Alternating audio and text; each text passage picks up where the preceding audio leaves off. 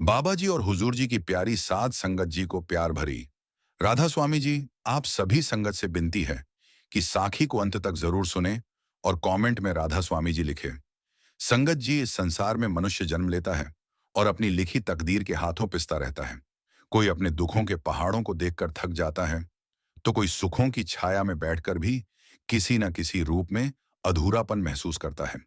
पर यह सत्य है कि मनुष्य तब तक पूर्णता को नहीं छू सकता जब तक उसके भीतर की अग्नि सद्गुरु के नाम से प्रज्वलित न हो जाए। और यह नाम ही वह हीरा है जो जन्मों जन्मों की कालिक को धो देता है। यही सिमरन वह कुंजी है जो तकदीर के ताले को खोलती है। मैं आज तुम्हें एक सच्ची कथा सुनाता हूं जो बीते कुछ ही वर्षों पहले घटित हुई थी। उस घटना में एक साधारण नर था जो अपनी तकदीर से त्रस्त था, अपने कर्मों के अभिशाप से लदा हुआ। पर सद्गुरु की असीम कृपा से उसकी नियति पूरी तरह पलट गई। और इस पलटाव का कोई बाहरी दिखावा नहीं था। न उसने कोई तीर्थ किया, न कोई कठोर व्रत रखा, न हाथ जोड़कर पत्थर के सामने सिर झुकाया, बल्कि उसने सिर्फ अपने मन के भीतर उस सद्गुरु की ओर हाथ पसारे जो बिना शक्ल के सब में समाया हुआ है। और फिर देखते ही देखते वह बंजर जमीन हरी भरी हो गई। चिरौंजी नाम का एक गरीब किसान था। उसका गांव कस्बों और शहरों से कोसों दूर था। पर उसके मन का दुख किसी भी शहर के अमीर से कम न था। चिरौंजी के पास न खेत था, न जायदाद, बस एक झोंपड़ी थी और दो बीमार बैल थे। उसकी पत्नी देवकी 20 वर्ष की थी, पर उसके चेहरे पर 60 बरस की थकान थी। दोनों बच्चे 10 दिन के भीतर इस दुनिया से चले गए थे। तब से देवकी का गर्भ सूख गया था। गांव के लोग कहते थे कि चिरौंजी के पिछले जन्म के कर्म बहुत भारी हैं। उसकी तकदीर के लेखे में कोई मोच नहीं है। चिरौंजी रात भर बैठा सोचता कि उसने क्या पाप किया है जो मां के गर्भ से लेकर बुढ़ापे तक सिर्फ मार सही है। उसकी आंखों में आंसू ही आंसू थे और वह अक्सर खाली बर्तन की तरह पड़ा रहता। पर उसके मन के भीतर कहीं कोई अदृश्य चिंगारी रहती थी। उसने सुना था कि एक सद्गुरु आए हैं जो किसी को मंत्र देते हैं।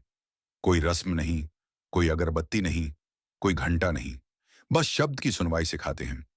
चिरौंजी ने सोचा, अब इस जीवन में यदि कुछ बचा है तो बस मरने से पहले उस सद्गुरु को देख लूं। पर उसके पास सवारी न थी, न जूते थे, न रूखी रोटी के अलावा कुछ। फिर भी वह नंगे पैर चल पड़ा। पत्थर चुभते थे, पैरों से खून निकलता था, पर उसका मन उस सद्गुरु के दर्शन को दौड़ रहा था। सच्चे सद्गुरु के दर्शन उसने अब तक बाहरी आंखों से कभी नहीं किए थे। पर उसके भीतर एक तड़प थी कि जो मेरी तकदीर के पन्ने पलट सके, बस उसका नाम पकड़ लूं, नहीं तो यह जीवन व्यर्थ है। चिरौंजी को जब वह सद्गुरु मिले तो उनके पास कोई तख्त न था, कोई मुकुट न था, कोई चमत्कार दिखाने वाले हाथ न थे, बल्कि सद्गुरु एक साधारण से कमरे में बैठे थे और उनकी आंखें बंद थीं। उनके होंठ धीरे से कुछ सिमरन कर रहे थे और उनके आसपास कोई शोर न था। चिरौंजी ने सोचा, यह तो बस एक साधक है। पर जैसे ही उसने सद्गुरु के पास कदम रखा, उसे लगा मानो उसकी सारी थकान, सारी पीड़ा, सारी निराशा एक क्षण में धरती पर गिर गई। सद्गुरु ने आंखें खोली और चिरौंजी की ओर देखा। वह दृष्टि इतनी गहरी थी कि चिरौंजी रो पड़ा। सद्गुरु ने कुछ नहीं कहा, सिर्फ अपनी उंगली से चिरौंजी के माथे को छुआ और बोले, भीतर देख, तेरी तकदीर कौन बदलेगा? तू ही बदलेगा। और तू तभी बदलेगा जब तू हर सांस में सिमरन को बसा लेगा। यह शब्द तलवार की तरह चिरौंजी के मन में उतर गए। उसने पूछा कि स्वामी, मुझे कोई दीक्षा दें, कोई विधि बताएं, कोई यात्रा या कोई जाप। सद्गुरु हंसे और बोले, न कोई यात्रा, न कोई तपस्या, बस बैठ यहीं और मेरे भीतर की ध्वनि को सुन। उस ध्वनि का नाम है सिमरन। धीरे धीरे तू यह नाम अपने अंदर गूंजता पाएगा। फिर तेरी तकदीर खुद ब खुद लिखने लगेगी। चिरौंजी को पहले तो समझ नहीं आया। उसने सोचा, यह तो मेरी बातों को ही अनसुना कर रहे हैं। पर कुछ क्षण बैठने के बाद उसने एक अजीब सी लहर महसूस की। उसके कानों में न जाने कहां से एक मधुर नाद सुनाई दिया। वह नाद न बाहर का था, न साधन का, न किसी वाद्य का, बस एक अनाहत ध्वनि थी। चिरौंजी पल भर के लिए डर गया, पर सद्गुरु ने कहा, डर मत, ये तेरे भीतर का सत्य है, इसे पहचान, इसी को हम सिमरन कहते हैं। चिरौंजी ने पूछा कि यह सिमरन मेरी तकदीर कैसे बदलेगा? मैं तो रात को भूखा सोता हूं, मेरी पत्नी अपने बच्चों के लिए रोती है, मेरे पास अन्न का एक दाना नहीं है। यह सिमरन क्या मेरे पेट की भूख मिटाएगा? सद्गुरु ने गंभीरता से कहा, तुम जो कह रहे हो वह दुख है, पर वह असली दुख नहीं है। असली दुख तो यह है कि तुम अपने भीतर के धन से अनजान हो। जब सिमरन पकड़ोगे तो बाहरी दुख अपने आप बदल जाएंगे, पर पहले भीतर का दुख मिटना चाहिए। चिरौंजी ने उस दिन से सदगुरु के पास जाकर हर सुबह 3 घंटे बैठना शुरू कर दिया। उसने देखा कि जैसे जैसे वह शब्द को सुनने की कोशिश करता है, उसकी घबराहट घटने लगती है। पहले उसे कष्ट होता था कि मेरा घर खाली है, मेरी पत्नी बीमार है, मुझे कर्ज चुकाना है। पर अब सिमरन करते हुए वह देखता कि सब समस्याएं एक नाटक की तरह लगने लगी हैं। सदगुरु उसे समझाते थे कि बेटा, तू जब तक यह सोचेगा कि तेरी तकदीर तुझ पर भारी है, तब तक तू कुछ नहीं कर सकता। तू स्वयं को छोटा समझ रहा है, जबकि तेरे भीतर वही शक्ति है जो पूरे ब्रह्मांड को चलाती है।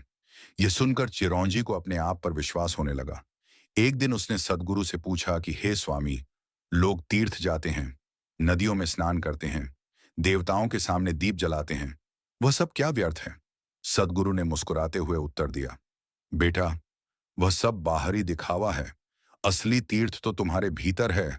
असली स्नान तो सिमरन की धारा में डूबना है।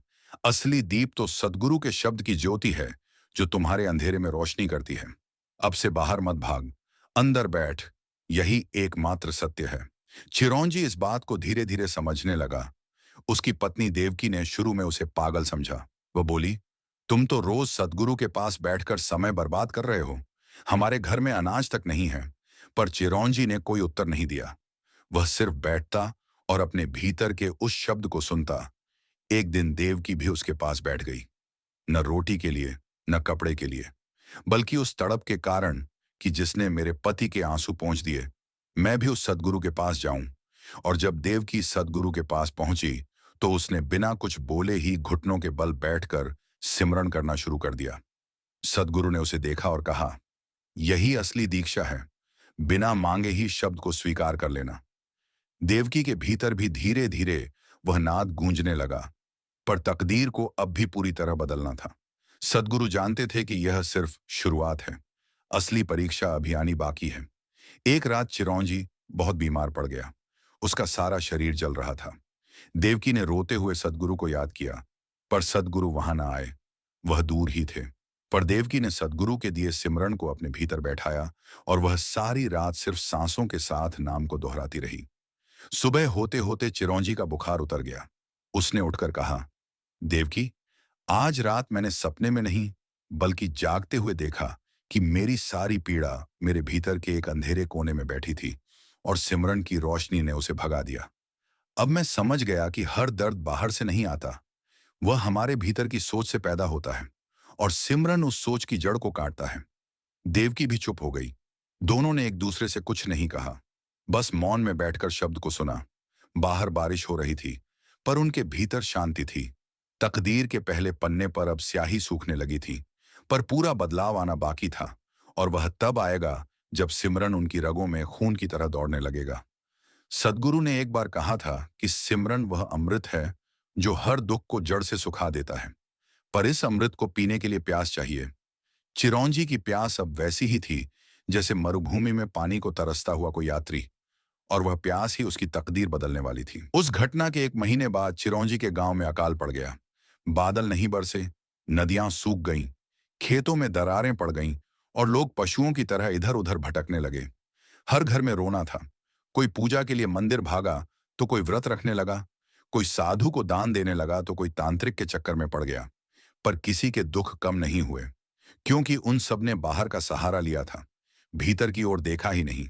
चिरौंजी और देवकी के पास भी 10 दिन का अनाज न था, उधारी लेने के लिए कोई शेष न था। गांव के साहूकार ने मना कर दिया था कि जब तक चिरौंजी अपनी झोंपड़ी गिरवी न रखे, तब तक एक मुट्ठी अनाज भी नहीं मिलेगा। चिरौंजी उदास था, पर उसके मन का संताप अब पहले जैसा नहीं था। उसे सदगुरु की याद आती। वह सिमरन में बैठ जाता। देवकी भी उसके साथ बैठ जाती। दोनों चुपचाप भीतर की ध्वनि सुनते। गांव के लोग उन्हें पागल कहने लगे। एक पड़ोसी ने ताना मारा कि देखो इन्हें, पेट की आग जल रही है और ये आंखें बंद करके बैठे हैं, इनकी तो तकदीर ही फूटी है, अब ये अकाल में भी भजन सुनेंगे। चिरौंजी ने उसकी ओर देखा तक नहीं। वह तो दुनिया के किसी भी शब्द से ज्यादा उस शब्द से प्रेम करने लगा था जो सतगुरु की कृपा से उसके अंदर गूंजता था। रात को जब दोनों भूखे पेट सोते, तो सिमरन के कारण नींद तो आती ही थी, साथ ही एक अजीब सी तृप्ति भी महसूस होती थी, मानो रूखी रोटी भी हजार व्यंजनों से बढ़कर हो गई हो। पर इस कष्ट की घड़ी में उनकी परीक्षा और भी गहरी हो गई। एक दिन देवकी का दिल टूट गया। उसने चिरौंजी से कहा कि मैं तुमसे कुछ मांगती हूं। हम सदगुरु के पास जाएं और उनसे सीधे मांग करें कि हमें अन्न चाहिए, रुपया चाहिए, वस्त्र चाहिए, क्योंकि जब उनके सिमरन से हमें शांति मिली है तो वे हमें यह भी दे सकते हैं। चिरौंजी ने देवकी को समझाया कि सदगुरु भिक्षुक बनाने के लिए नहीं आते, वे हमें वह धन देते हैं जो कभी घटता नहीं। पर देवकी नहीं मानी, उसने जिद की। अंत में दोनों सदगुरु के पास पहुंचे।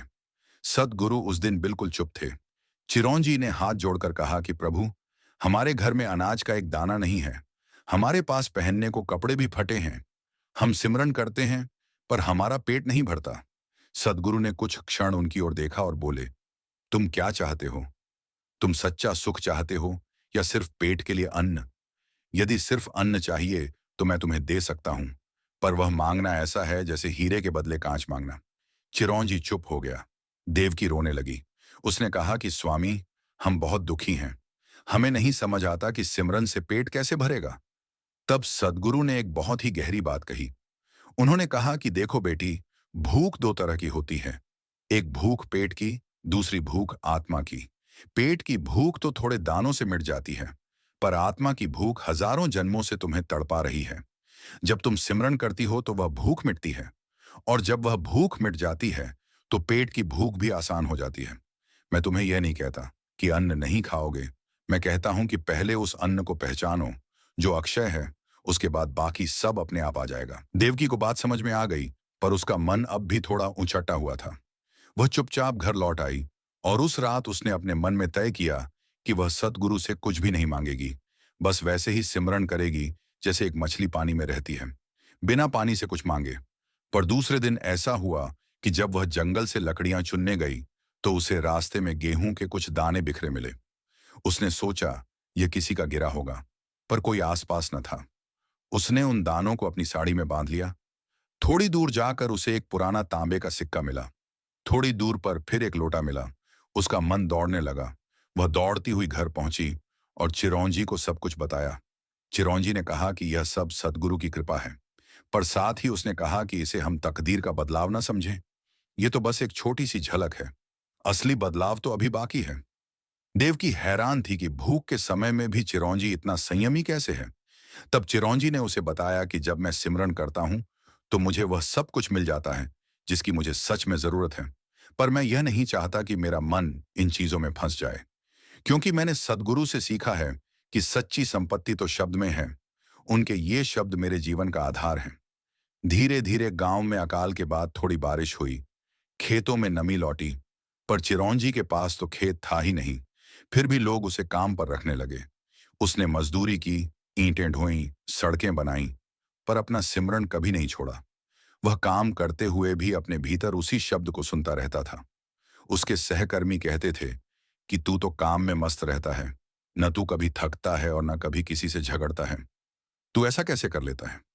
चिरौंजी बस मुस्कुरा देता था और बोलता था, मेरे भीतर कोई बैठा है जो मेरा सब काम करता है, मैं तो बस उसके नाम को पुकारता हूं। पर यह नाम कोई झपने जैसा नहीं है, ये तो सुनने जैसा है। सदगुरु ने मुझे सुनना सिखा दिया, अब मैं वही करता हूं। उसके साथियों को यह बात समझ नहीं आती थी, क्योंकि उन्होंने कभी सदगुरु के शब्द को अपने अंदर उतरते नहीं देखा था। एक दिन उसके एक साथी माधव ने उससे पूछा, क्या सच में सिर्फ नाम से तकदीर बदल सकती है? मेरे बेटे को 5 साल से बीमारी है, डॉक्टरों ने हाथ खड़े कर दिए, मैंने दौरे किए, मंदिरों में चढ़ावा चढ़ाया, हवन कराए, पर कुछ नहीं हुआ। क्या तुम्हारा यह सिमरन मेरे बेटे को ठीक कर सकता है? चिरौंजी ने कहा, मैं कोई चमत्कार करने वाला नहीं हूं, पर यदि तुम चाहो तो तुम अपने बेटे को अपने साथ सदगुरु के पास ले जाओ। सिर्फ बैठो और सुनो, बस इतना करना। कोई मंत्र नहीं दूंगा, कोई जल नहीं छिड़कूंगा, बस सुनना। माधव ने अपने बेटे को ले जाकर सदगुरु के पास बैठाया। वह बच्चा पहले तो घबराया, पर धीरे धीरे शांत हो गया। 3 दिन तक वह बच्चा सदगुरु के पास रोज बैठा, कुछ बोलता नहीं था, बस आंखें बंद कर लेता था। तीसरे दिन बच्चे ने अपनी मां से कहा, मां, मेरे भीतर कुछ बहुत सुंदर बज रहा है, जैसे कोई बिना तार के वीणा बजा रहा हो। मां को यकीन नहीं हुआ, पर उस रात बच्चे का बुखार उतर गया और वह 7 दिनों में पूरी तरह स्वस्थ हो गया। पूरा गांव हैरान रह गया। लोग चिरौंजी के पास पूछने आए कि उसने कौन सा मंत्र दिया है। चिरौंजी ने कहा, मैंने कोई मंत्र नहीं दिया। सदगुरु के पास बैठने से जो शब्द उस बच्चे ने सुना, वही सबसे बड़ा मंत्र है, वही असली दवा है और वही वह चाबी है जो बंद हो चुके भाग्य के दरवाजे खोल देती है। यह घटना गांव में फैल गई, पर कई लोगों ने इसे चमत्कार कहना शुरू कर दिया। कई ऐसे भी थे जो सिर्फ दिखावे के लिए सदगुरु के पास जाने लगे, ताकि उनका भी कोई काम बन जाए। पर चिरौंजी को यह देख थोड़ी चिंता हुई। वह सदगुरु के पास गया और बोला, स्वामी, अब लोग सिर्फ रोग मिटाने और रुपया पाने के लिए आ रहे हैं। वे सिमरन का असली मर्म नहीं समझ रहे। सदगुरु ने उसे प्यार से समझाया, चिरौंजी, तू चिंता मत कर। जो लोग सच्चे मन से आएंगे, उन्हें शब्द पकड़ ही लेगा। जो नकली हैं, वे स्वयं ही चले जाएंगे। तेरा काम है सिर्फ सिमरन करना, बाकी मैं जानता हूं। चिरौंजी के आंसू छलक आए। उसे अपने सद्गुरु पर गर्व नहीं था, बल्कि एक गहरी कृतज्ञता थी कि उस अनंत सत्ता ने उसके जैसे पत्थर को भी तराश कर हीरा बना दिया। ये सब देखते हुए अब तक चिरौंजी के भीतर आत्मविश्वास आ गया था। वह न तो किसी को जवाब देता, न किसी से ईर्ष्या करता, न किसी बात पर क्रोध करता। पहले उसे हर छोटी बात पर गुस्सा आता था, हर असफलता पर वह खुद को कोसता था। पर अब सिमरन की लय में उसकी सांसें इतनी स्थिर हो गई थीं कि बाहर की दुनिया उसे छू नहीं पाती थी। उसके दोस्त उसे कहते, तू तो अब पहले जैसा नहीं रहा। पहले तू हमारे साथ शिकायतें करता था, अब तू सिर्फ हंसता है और चुप हो जाता है। चिरौंजी कहता, हाँ भाई, पहले मुझे लगता था कि मेरी तकदीर खराब है, पर अब मैं जान गया हूं कि तकदीर कोई बाहरी चीज नहीं है, वह मेरे सोचने का तरीका है। जब मैं सिमरन में लीन हो जाता हूं तो मेरे विचार बदल जाते हैं और वही बदले हुए विचार मेरे बाहरी जीवन को बदल देते हैं। एक बार उसने देखा कि जब वह पूरी श्रद्धा से सिमरन करता है, तो बिना किसी प्रयास के उसके अंदर से अच्छे संकल्प निकलते हैं। वह सोचता है कि मैं अमुक व्यक्ति को माफ कर दूं, मैं अमुक से झगड़ा ना करूं, मैं अमुक को अपनी रोटी भी दे दूं। यह सब उसके भीतर से बिना प्रयास के आता था, मानो कोई अदृश्य हाथ उसके व्यवहार को संवार रहा हो। और सचमुच, जैसे जैसे उसका व्यवहार बदलता गया, लोग उसकी मदद करने लगे। कोई उसे नौकरी पर रखने लगा, कोई उसे कर्ज देने लगा, कोई उसे कपड़ा दे गया। यह सब उसने मांगा नहीं था, पर सद्गुरु की कृपा की बारिश उस पर हो रही थी। उसने कभी किसी से नहीं कहा, मुझे यह दो वह दो। बस सिमरन किया और जरूरतें पूरी होती गईं। पर यहां एक गहरा सत्य छिपा है। जब सिमरन गहरा होता है, तो मनुष्य की मांग समाप्त हो जाती है, और जब मांग समाप्त होती है, तो बिना मांगे ही सब कुछ मिलने लगता है। यह संसार का सबसे गूढ़ रहस्य है। चिरौंजी ने इसे अपने जीवन में जिया था, इसलिए वह अब वैसे पागल नहीं था जैसे लोग समझते थे। वह उस परम पागलपन में लीन था, जहां सिर्फ सद्गुरु और सिमरन का खेल चलता है और बाकी सब मिट्टी हो जाती है। समय बीतता गया और चिरौंजी के जीवन में एक ऐसा मोड़ आया, जिसने उसकी तकदीर ही नहीं, बल्कि पूरे गांव के लोगों की सोच को उलट कर रख दिया। अब वह दिन कोई दूर का नहीं था, बल्कि बहुत नजदीक था, जब वह बिना किसी बाहरी संसाधन के वह सब कुछ पाने वाला था, जो उसने कभी सोचा भी नहीं था। पर उसके लिए पहले उसे अपने भीतर के अंतिम किले को ढाना था। वह किला था उसका अहंकार।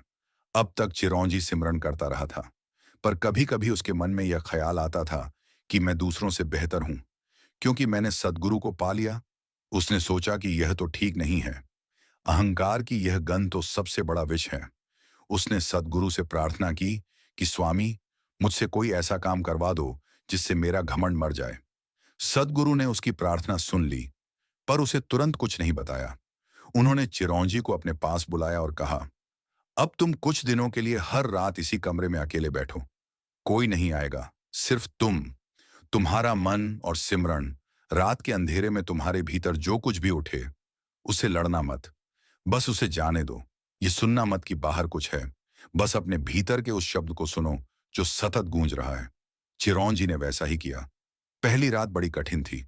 उसे तरह तरह के भय आए, कोई काली आकृति, कोई चीख, कोई भयंकर सपना।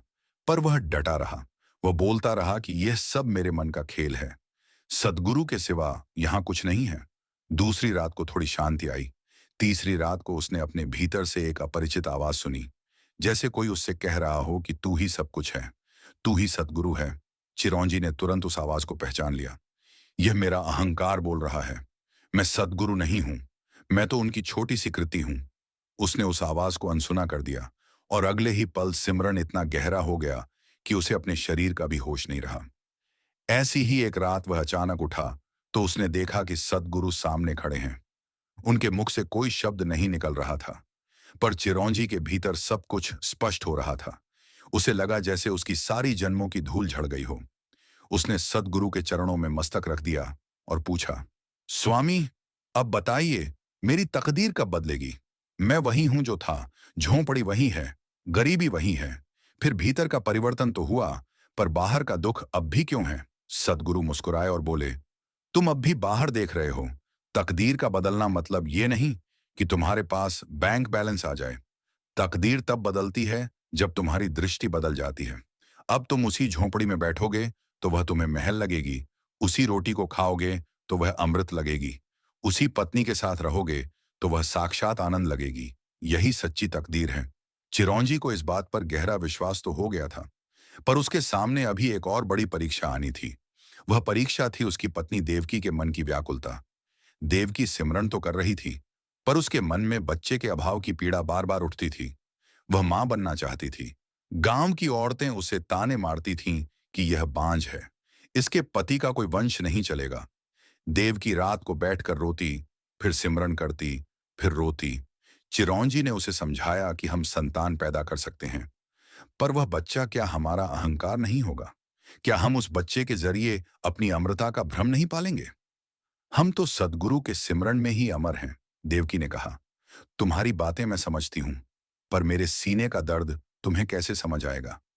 मेरी गोद खाली है, मैं मां नहीं बन पाई। ये मेरी तकदीर है, इसे सिमरन कैसे बदलेगा? चिरौंजी चुप हो गया। उसने सद्गुरु से इस बारे में बात की। सद्गुरु ने कहा, देवकी को मेरे पास भेजो। जब देवकी सद्गुरु के पास पहुंची तो वह फफक कर रो पड़ी। सद्गुरु ने उसे अपने हाथों से सिर सहलाया और कहा, बेटी, जो माता अपने पूरे गांव के बच्चों को अपना बच्चा समझती है, उसे अलग से बच्चे की जरूरत नहीं होती। तू देवकी ने हर उस बच्चे को देख, वह अब गांव के अनाथ बच्चों को अपने पास बुलाने लगी हुआ है। उन्हें खाना अपना बच्चा समझ, उनके घाव साफ करने लगी, मां बनेगी, उन्हें कहानियां सुनाने लगी। धीरे धीरे गांव के लोग उसे मां कहने लगे। देवकी के मन का दर्द कम हुआ और एक दिन उसे नींद में एहसास हुआ कि उसके आसपास कई बच्चे खेल रहे हैं। सभी उसकी गोद में आ रहे हैं। वह जागी तो उसकी आंखों में आंसू थे, पर उसने देखा कि अब उसका दर्द पूरी तरह से शांत हो चुका है। उसने चिरौंजी से कहा, मुझे अब किसी बच्चे की आवश्यकता नहीं, क्योंकि मैंने हर बच्चे को अपना मान लिया है। चिरौंजी ने उसे गले लगा लिया और बोला, देखा, सिमरन ने तुम्हारी सोच बदली, और जैसे ही सोच बदली, तुम्हारा दुख मिट गया। यही तकदीर का बदलना है।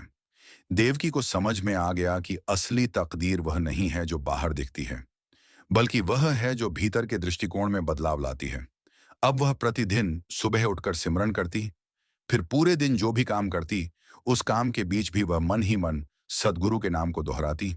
उसे ऐसा लगता कि अब वह दुनिया के किसी भी काम से न तो चिपकती है, न उससे घबराती है, बल्कि हर काम को एक खेल की तरह करती है। इस बीच गांव में एक भयंकर बीमारी फैल गई। लोग एक एक कर बीमार पड़ रहे थे। डॉक्टर नहीं था, दवा नहीं थी, मदद नहीं थी, सब त्रस्त थे। चिरौंजी और देवकी दोनों ने बीमारों की सेवा करनी शुरू कर दी, पर वह भी कोई दवा नहीं थे।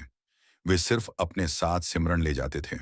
जिस बीमार के पास चिरौंजी बैठता, वह महसूस करता कि उसके शरीर में एक अजीब सी ऊर्जा आ रही है, मानो कोई अदृश्य हाथ उसके सिर पर रख रहा हो। चिरौंजी बोलता, मैं कुछ नहीं कर रहा, मेरा सद्गुरु कर रहा है। मैं तो बस एक साधारण मिट्टी का बर्तन हूं। उनकी कृपा से ही इस बर्तन में अमृत है, जिसे मैं सबको बांट रहा हूं। गांव के कई लोग चिरौंजी के पास आकर सिमरन सीखने लगे। वह उनसे कहता कि कोई विधि नहीं है, बस सतगुरु के शब्द को सुनने की कोशिश करो। जब तुम शांत होकर बैठोगे तो वह शब्द खुद सुनाई देगा। कई लोगों ने ऐसा किया और उन्हें अनुभव हुआ कि उनकी मानसिक व्यथा कम हुई, शरीर के दर्द घटे, नींद अच्छी आई, चिड़चिड़ापन गया। इससे गांव में एक लहर सी दौड़ गई। लेकिन कुछ रूढ़िवादी लोग चिढ़ गए। उन्होंने कहा कि चिरौंजी ने तो कभी कोई साधना नहीं की, यह कैसे गुरु बन गया? वह तो एक साधारण मजदूर है, इसके पास कोई पारंपरिक दीक्षा नहीं है। यह तो सबको बहका रहा है। चिरौंजी ने इन बातों का कोई उत्तर नहीं दिया। वह जानता था कि सिमरन का कोई पंथ नहीं होता, कोई वर्ग नहीं होता, कोई बाहरी दीक्षा नहीं होती। यह तो सद्गुरु की सीधी कृपा है, जो बिना किसी शर्त के बरसती है। एक दिन गांव के मुखिया ने चिरौंजी को बुलाकर कहा कि तुम लोगों के मन में अशांति पैदा कर रहे हो।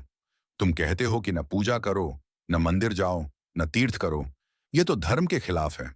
चिरौंजी ने बड़े ही शांत स्वर में कहा, मैं किसी को धर्म के खिलाफ नहीं जाने देता। मैं तो सिर्फ यह कहता हूं कि असली धर्म तुम्हारे भीतर है, बाहर का ढकोसला नहीं। यदि तुम सिमरन करोगे तो तुम अपने भीतर उस परम सत्ता से जुड़ जाओगे। उसके बाद तुम्हें किसी बाहरी आडंबर की जरूरत नहीं। मुखिया नाराज हो गया और उसने चिरौंजी को गांव से निकालने की धमकी दे दी। पर चिरौंजी के मन में कोई बैर नहीं था। उसने कहा, भाई, मैं तो गांव छोड़ने को भी तैयार हूं, पर मेरा सिमरन मुझसे कोई नहीं छीन सकता, और वह सिमरन जहां भी जाएगा वहां भी उसी प्रकार बरसेगा। मुखिया चुप हो गया। उसकी समझ में कुछ नहीं आया।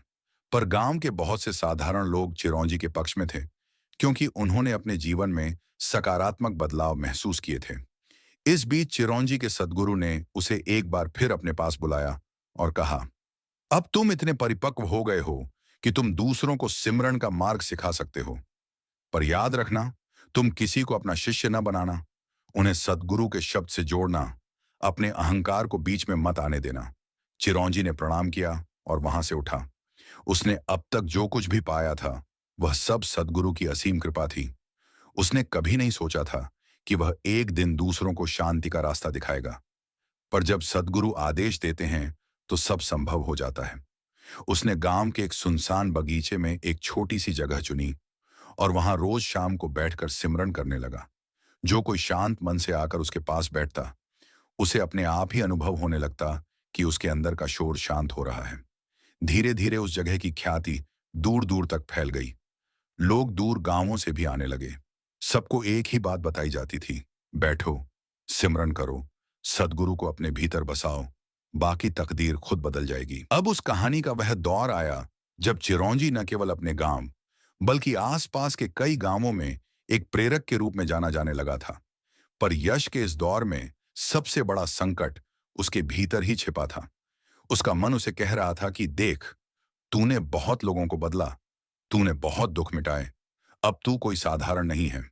चिरौंजी को यह एहसास हुआ कि यह अहंकार बहुत सूक्ष्म है। यह सिमरन की आड़ में भी आ सकता है।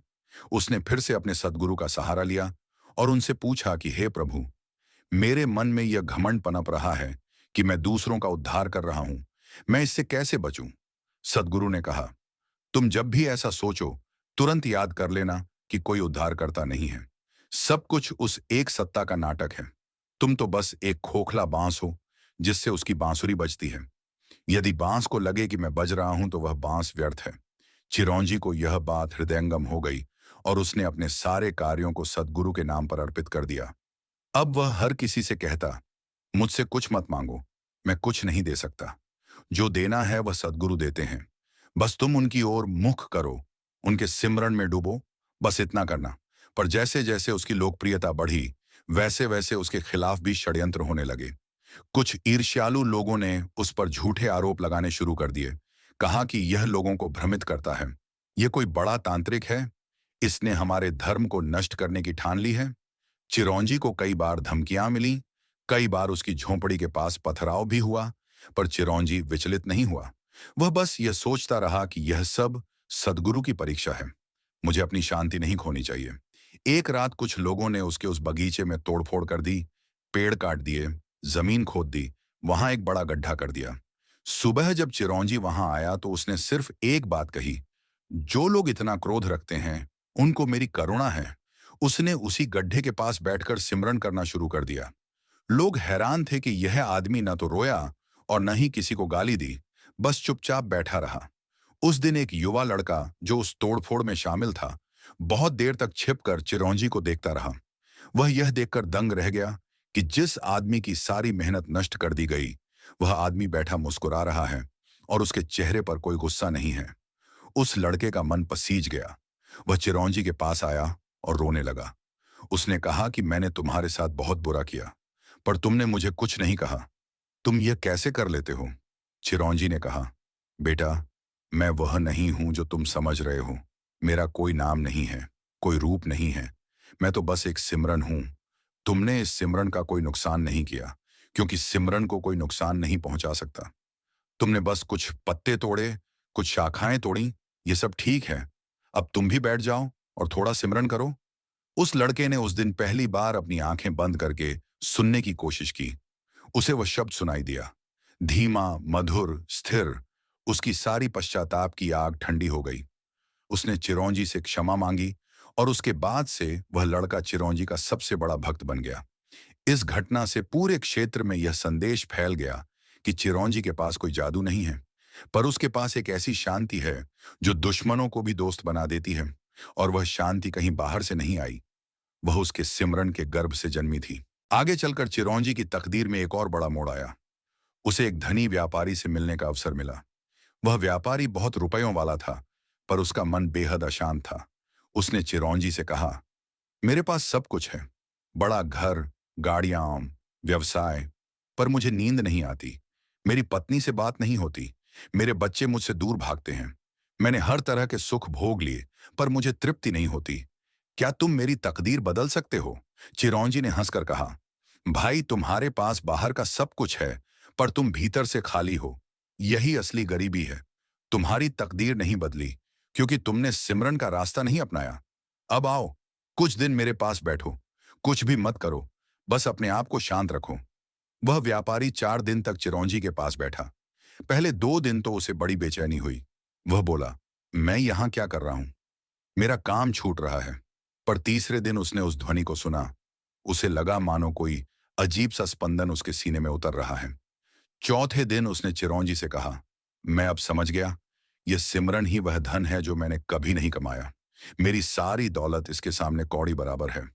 उस व्यापारी ने चिरौंजी को लाखों रुपए देना चाहे, पर चिरौंजी ने सिर्फ एक बात कही, पैसे से मेरा काम नहीं। तुम लोगों की सेवा में यह रुपया लगाना, भूखों को खाना देना, बीमारों को दवा देना, पर यह भी याद रखना कि असली सेवा तो उन्हें सिमरन से जोड़ना है। व्यापारी उसकी बात सुनकर भावुक हो गया। उसने चिरौंजी के नाम पर एक छोटा सा अन्न क्षेत्र खोला, जहां बिना किसी धर्म के सबको भोजन मिलता था, पर वहां भोजन के साथ 5 मिनट का मौन सिमरन भी कराया जाता था। धीरे धीरे यह एक आंदोलन बनता जा रहा था। चिरौंजी को लगने लगा कि अब उसने अपना काम पूरा कर लिया है। अब वह घर वापस जाकर अपने पुराने जीवन में लौटना चाहता है।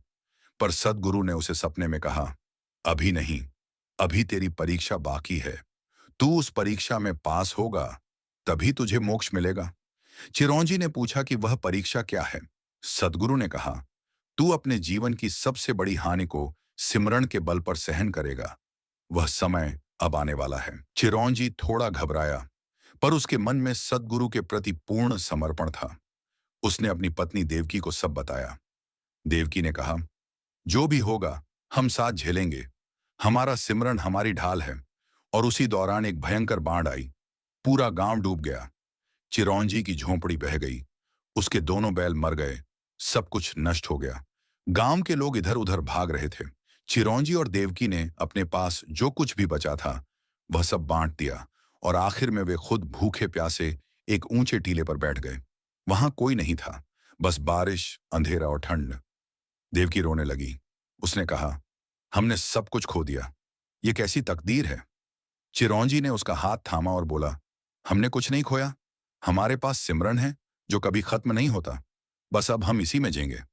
दोनों ने उस रात टीले पर बैठकर सिमरन किया। उनके शरीर ठिठुर रहे थे, पर उनके मन में एक अजीब सी गर्मी थी। वह गर्मी किसी अलाव या रजाई की नहीं थी। वह सिमरन की अग्नि थी, जो भीतर से सब कुछ संतुलित कर देती है।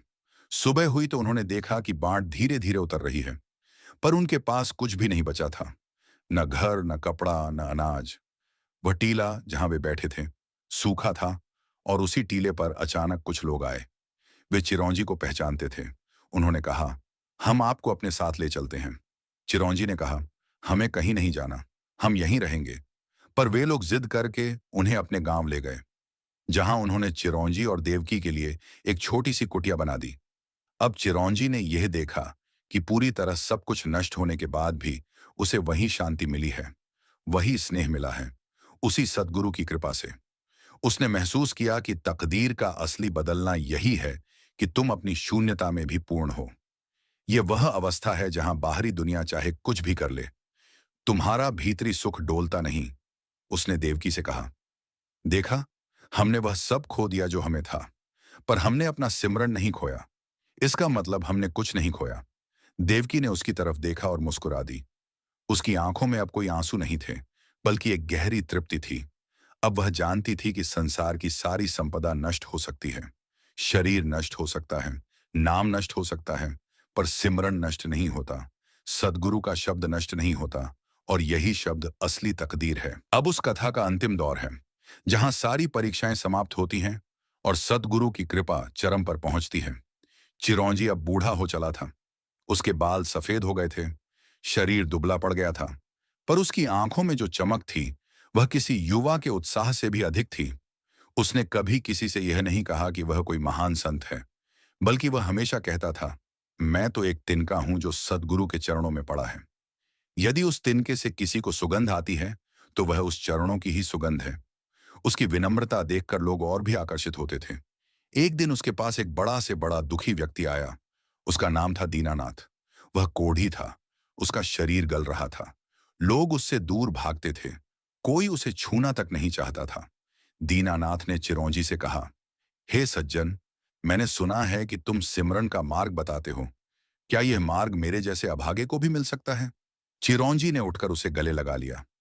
यह देख सब हैरान रह गए। लोग चिल्लाने लगे कि यह तो छू गया, इसे भी कोढ़ हो जाएगा। पर चिरौंजी ने कहा, रोग शरीर का है, सिमरन तो आत्मा का है।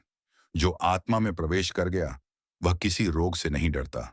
उसने दीनानाथ को अपने पास बिठाया और उसे सिमरन सिखाया। कोई मंत्र नहीं, कोई रस्म नहीं, बस यह कहा, अपनी सांसों के साथ सद्गुरु के शब्द को बसा ले। देखता क्या है कि धीरे धीरे तेरे भीतर एक मिठास घुल जाएगी। दीनानाथ ने वैसा ही किया। वह रोज आता, बैठता, सिमरन करता। 1 महीने में उसके घाव सूखने लगे। 2 महीने में उसे नए मांस उगाए। 3 महीने में वह पूरी तरह स्वस्थ हो गया। पूरे क्षेत्र में यह चमत्कार फैल गया। पर चिरौंजी ने कहा, यह कोई चमत्कार नहीं है। यह सिमरन की वह शक्ति है जो हर बीमारी को जड़ से खत्म कर सकती है, बशर्ते तुम उसे पूरे मन से अपनाओ। लोगों ने पूछा कि क्या सिमरन से कैंसर भी ठीक हो सकता है? चिरौंजी ने कहा, मैं डॉक्टर नहीं हूं, न ही कोई चमत्कारी, पर यह जरूर कहता हूं कि सिमरन से मन की बीमारी तो जरूर ठीक होती है, और जब मन ठीक हो जाता है तो शरीर खुद को ठीक करने लगता है। बाकी तो सद्गुरु की मर्जी। इस बीच चिरौंजी के सद्गुरु ने अपना शरीर छोड़ दिया। जब यह समाचार चिरौंजी को मिला तो वह फूट फूट कर रो पड़ा। उसने कहा, जिसने मुझे सिमरन का रास्ता दिखाया, जिसने मेरी तकदीर बदली, वह अब इस संसार में नहीं रहे। पर तुरंत उसके मन में एक गहरा बोध हुआ, सद्गुरु कभी मरते नहीं, उनका शब्द अमर है, उनकी कृपा अमर है, उनका सिमरन अमर है। उस रात उसने एक सपने में सद्गुरु को देखा। वह कह रहे थे, चिरौंजी, अब मैं तुझ में हूं, तू मुझ में है। अब तुझे किसी बाहरी गुरु की आवश्यकता नहीं, तू स्वयं ही शब्द का प्रवाह बन गया है। अब तू जहां जाएगा वहां सिमरन फैलाएगा। चिरौंजी ने नम आंखों से प्रणाम किया और अगले दिन से उसने अपना पूरा जीवन केवल इस एक कार्य में लगा दिया। वह अकेला ही नहीं रहा, उसके साथ उसकी पत्नी देवकी भी थी, जो अब एक बड़ी साधिका बन चुकी थी। उसके साथ वह कोढ़ी दीनानाथ भी था, जो अब पूर्ण रूप से स्वस्थ था, और उसके साथ वह युवक भी था जिसने कभी उसके बगीचे में तोड़फोड़ की थी। अब वे सब मिलकर एक सुंदर समूह बन गए थे, जो केवल सिमरन का प्रचार करता था, बिना किसी विधि के, बिना किसी नियम के। बस इतना कहते कि बैठो, अपने भीतर के शब्द को सुनो और देखो तुम्हारा जीवन बदल जाएगा। चिरौंजी की अंतिम अवस्था में एक बहुत समृद्ध व्यक्ति ने उसे बुलाकर कहा कि मैं तुम्हारे नाम पर एक बड़ा भवन बनवा दूं, जहां सिमरन के लिए लोग एकत्रित हों। चिरौंजी ने हंसकर कहा, भवन की क्या आवश्यकता? आकाश ही सबसे बड़ा भवन है, धरती ही सबसे बड़ी आसन है। सिमरन के लिए हमें किसी इमारत की जरूरत नहीं। एक पेड़ के नीचे, एक नदी के किनारे, अपनी ही झोंपड़ी में, जहां भी तुम शांत बैठ सकते हो, वहीं सिमरन हो सकता है। उस व्यक्ति ने फिर भी आग्रह किया, पर चिरौंजी ने कहा, यदि तुम इतना ही देना चाहते हो तो वह धन उन लोगों में बांट दो जो भूखे हैं। सिमरन तो बिना पैसे के भी हो जाता है, यही इसकी सबसे बड़ी विशेषता है। वह व्यक्ति समझ गया कि चिरौंजी कितना विरक्त हो चुका है। उसने वैसा ही किया और फिर वह भी उस सिमरन के समूह में शामिल हो गया। एक दिन चिरौंजी ने देवकी को बुलाया और कहा, आज मुझे बड़ा आनंद आ रहा है, मानो सब कुछ पूरा हो गया हो। मैं जीवन भर दुखी रहा, पर सतगुरु की कृपा से मैंने सिमरन पाया और वह सिमरन मेरी तकदीर बदल गया। पर मैं तो यह भी जानता हूं कि असली तकदीर तो यह है कि अब मैं मृत्यु से भी नहीं डरता। मैं ना मांगने वाला हूं, ना खोने वाला हूं, बस हूं। यही सिमरन का अंतिम फल है। देवकी ने कहा, तुम तो सदा मेरे साथ हो, पर यदि एक दिन तुम इस शरीर को छोड़ दोगे तो मैं क्या करूंगी? चिरौंजी ने कहा, मैं शरीर नहीं हूं, मैं तो वह शब्द हूं जो तुम्हारे भीतर गूंज रहा है। जब तुम सिमरन करोगी तो मुझे वहीं पाओगी। चिरौंजी ने अगले ही दिन एक वट वृक्ष के नीचे बैठकर सिमरन किया और उसी अवस्था में उसने अपना शरीर त्याग दिया। उसके चेहरे पर मुस्कान थी, उसकी आंखें आधी खुली थीं, जैसे कोई अनंत आकाश देख रहा हो। लोगों ने उसके शरीर को फूलों से नहीं सजाया, कोई बाहरी रीति नहीं निभाई, बस सबने उसके चारों ओर बैठकर सिमरन किया। और सिमरन इतना गहरा था कि कई लोगों को रोशनी दिखाई दी, कई लोगों के अंदर की पीड़ाएं मिट गईं। उस दिन सैकड़ों लोगों की तकदीर बदल गई, क्योंकि उन्होंने अपने अंदर उस शब्द को सुन लिया था जिसे चिरौंजी ने सुनाया था। आज भी जो सिमरन को पकड़ता है उसकी तकदीर बदलती है, क्योंकि सिमरन सदगुरु की असली देन है। यह न तो किसी जाति में बढ़ता है, न किसी धर्म में। यह तो हर उस प्राणी के लिए उपलब्ध है जो शांत होकर सुनना चाहता है। सज्जनों, यह साखी सिर्फ चिरौंजी की नहीं है, यह हर उस आत्मा की है जो दुख में डूबी हुई है और सोचती है कि उसकी तकदीर कभी नहीं बदलेगी। पर सदगुरु की कृपा से जब सिमरन का बीज हृदय में बोया जाता है, तो देखते ही देखते वह वृक्ष बन जाता है जिस पर सुख के फल लगते हैं। पर याद रखना, सिमरन कोई बाहरी क्रिया नहीं है। यह तुम्हारे भीतर की उस ध्वनि को पहचानने का नाम है जो तुम्हारी सांसों के साथ चल रही है। तुम्हें किसी मंदिर की जरूरत नहीं, किसी पुजारी की जरूरत नहीं, किसी रस्म की जरूरत नहीं। बस तुम अपने मन को शांत करो, अपनी आंखें बंद करो, अपने भीतर के कानों को खोलो और सुनो। जो सुनाई दे वही तुम्हारा सद्गुरु है, वही तुम्हारी तकदीर बदलने वाली बिजली है। जब तुम इसे पकड़ लोगे तो तुम्हारी हर व्यथा मिट जाएगी, हर क्लेश समाप्त हो जाएगा, हर असंभव संभव हो जाएगा। यह मैं अपने अनुभव से कह रहा हूं। जैसे चिरौंजी की कथा सच है, वैसे ही यह सिमरन भी सच है। अंत में बस इतना ही कहूंगा कि तकदीर को बदलने के लिए तुम बाहर मत भागो, बल्कि भीतर की शून्यता में उतरो। वहां सद्गुरु तुम्हारी प्रतीक्षा कर रहे हैं। तुम बस एक बार हां कर दो और फिर देखना कि कैसे बिना किसी बाहरी साधन के, बिना किसी बाहरी सहारे के तुम्हारा जीवन बदल जाता है। बस सिमरन करो, बस सिमरन करो, और सिमरन ही सब कुछ है। यही सद्गुरु का वचन है, यही सत्य है, यही तकदीर बदलने की चाबी है।